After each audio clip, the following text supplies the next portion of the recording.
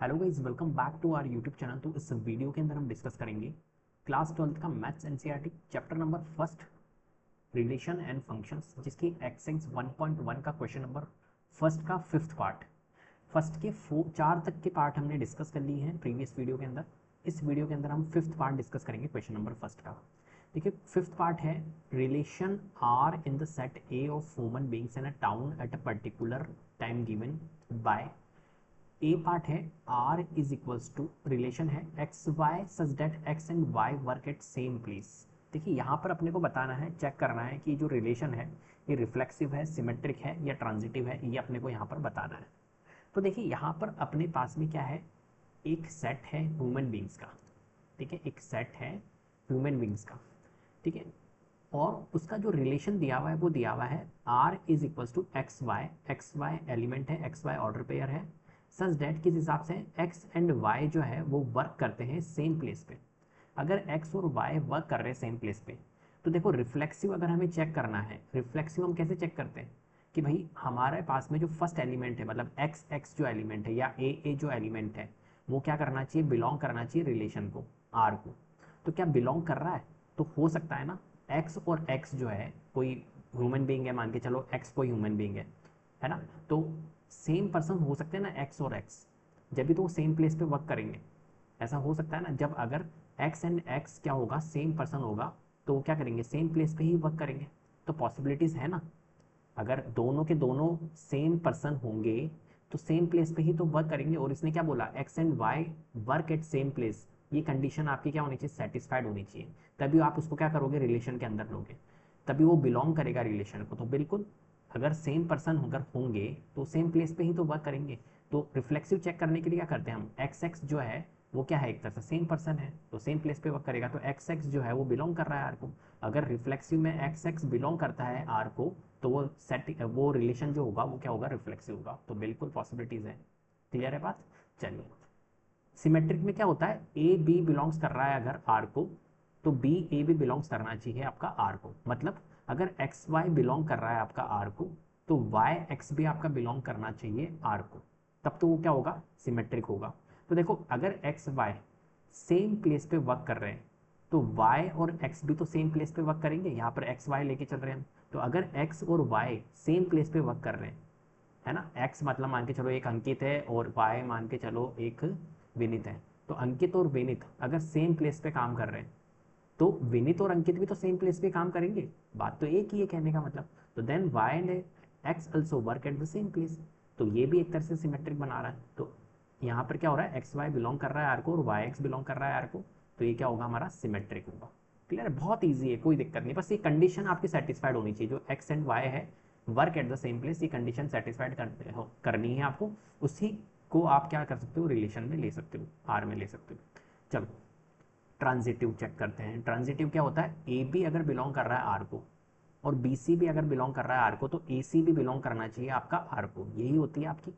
ठीक है, मैं आपको बता देता हूँ एक बार। अगर ए और बी बिलोंग कर रहा है आर को, बी और सी अगर बिलोंग कर रहा है आर को, तो आपका ए और सी भी बिलोंग करना चाहिए आर को। एक्स वाई भी ले सकते हो आप, एक्स वाई बिलोंग कर रहा है आर को, वाई जेड अगर बिलोंग कर रहा है आर को, तो एक्स जेड भी बिलोंग करना चाहिए आर को। ऐसे ही होता है ना। तो देखो, अगर आपका एक्स और वाई सेम प्लेस पे वर्क कर रहे हैं मान के चलो, और y और z भी अगर सेम प्लेस पे वर्क कर रहे हैं, तो x और z भी तो सेम प्लेस पे वर्क करेंगे। सिंपल सी बात है। अगर x और y, मान के चलिए x और y सेम प्लेस पे वर्क कर रहे हैं, कहीं काम कर रहे हैं एक ही जगह पे, और y और z भी सेम प्लेस पे, तो y तो यहाँ पर भी तो आ रहा है, तो z भी तो उनके साथ में ही काम करेगा सेम वर्क पे, तो x और z भी सेम प्लेस पे वर्क करेंगे। सिंपल सी बात है। तो एक्स वाई बिलोंग कर रहा है आर को, वाई जेड बिलोंग कर रहा है आर को, तो एक्स जेड भी बिलोंग करेगा आर को। तो हम क्या कह सकते हैं, आर जो होगा वो क्या होगा, ट्रांजिटिव होगा। तो यहाँ पर तीनों केसेस, मतलब रिफ्लेक्सिव, सिमेट्रिक और ट्रांजिटिव, ये जो आर रिलेशन है यहाँ पर, वो क्या है, रिफ्लेक्सिव भी है, सिमेट्रिक भी है और ट्रांजिटिव भी है। क्लियर है? चलिए, फिफ्थ का हम बी पार्ट ले लेते हैं। बी पार्ट है, देखिए सेट वही है, relation R in the set of human beings, set वही होगा ह्यूमन बींग्स का।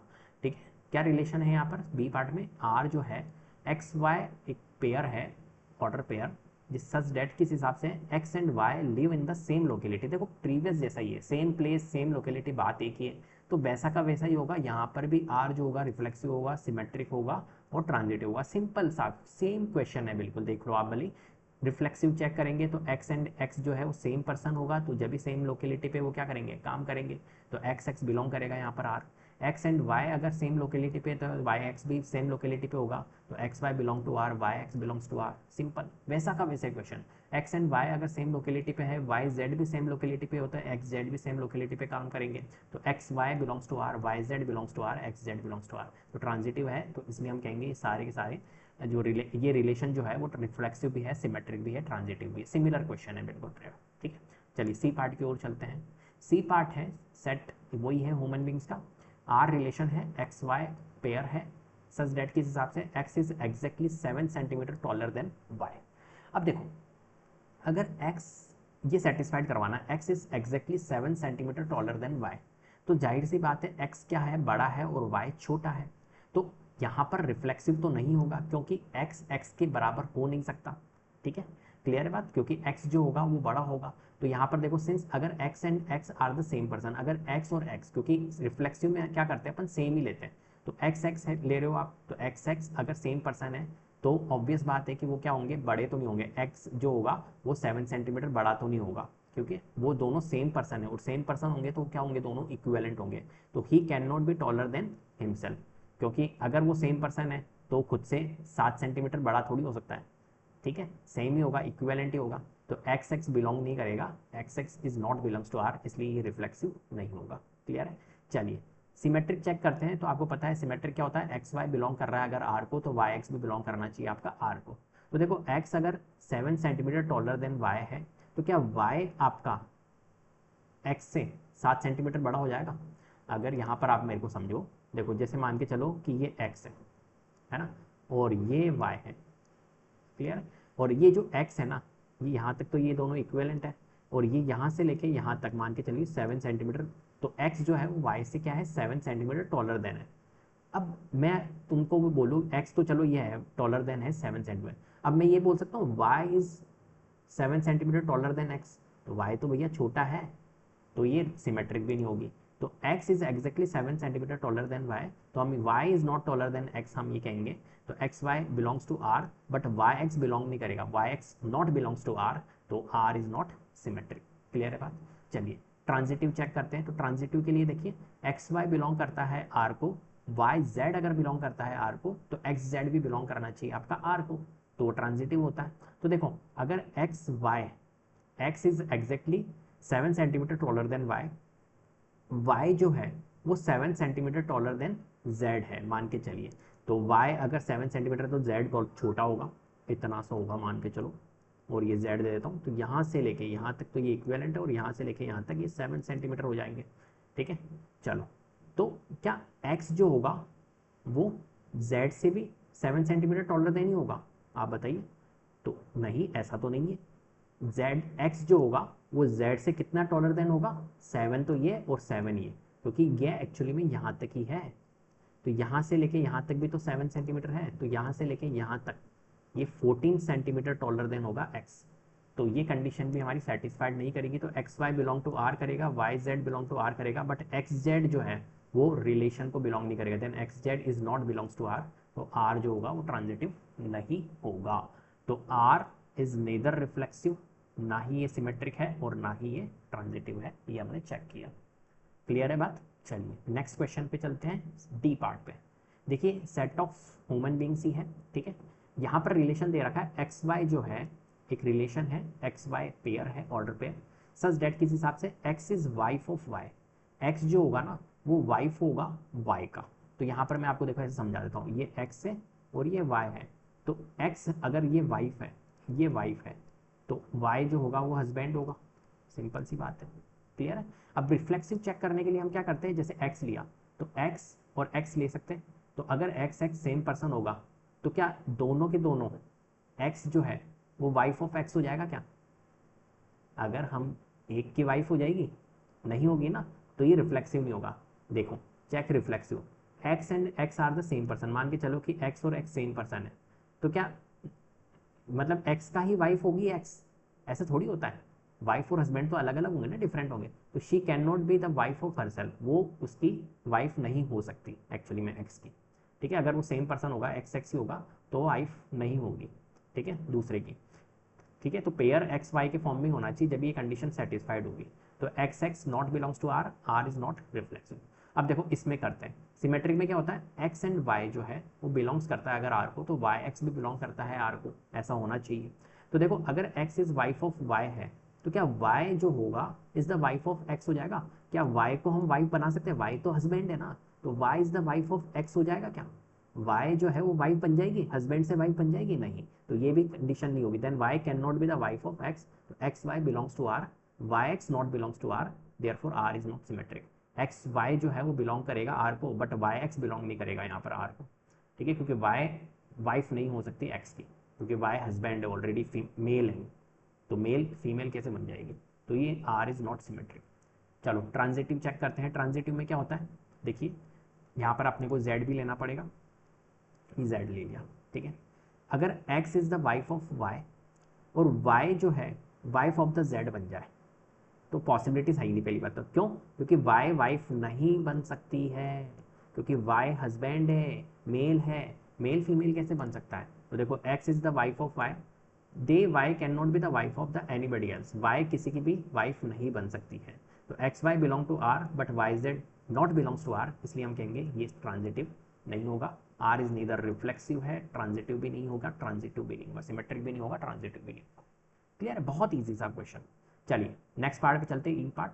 ई पार्ट है हमारे पास में वही set A of human beings है और रिलेशन है x Y such that x is the father of y. देखो प्रीवियस जैसा ही क्वेश्चन है ना, रिलेशन क्या बन रहा है, एक्स वाई ऑर्डर पेयर है जिसके अंदर किस हिसाब से है, is such that x is father of y.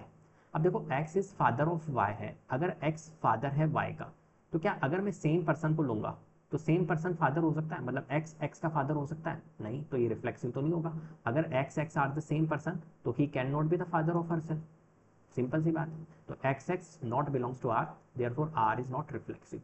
अब देखो अगर x is father of y है, x क्या है, फादर है, और y मान के चलो सन होगा, डॉटर होगा, जो भी है, सन मान लो, तो x अगर फादर है y का, तो क्या y जो है वो फादर हो जाएगा x का? सिंपल सी बात है, नहीं होगा, ठीक है। तो x is the father of y, तो y can not be the father of x, x y तो बिलोंग करेगा r को, बट वाई एक्स बिलोंग करेगा r को? नहीं करेगा, तो r is not symmetric, simple. चलो ट्रांजिटिव चेक करते हैं, ट्रांजिटिव में क्या होता है भाई, देखो एक और एलिमेंट लेना पड़ेगा आपको, z, ठीक है। तो देखो x अगर y का फादर है, समझना मेरी बात को, x is the father of y, तो y जो है y is the father of z हो सकता है क्या? y is the father of z हो सकता है क्या? बिल्कुल हो सकता है, पॉसिबिलिटीज है, ये सन है तो ये फादर हो सकता है z का, ठीक है।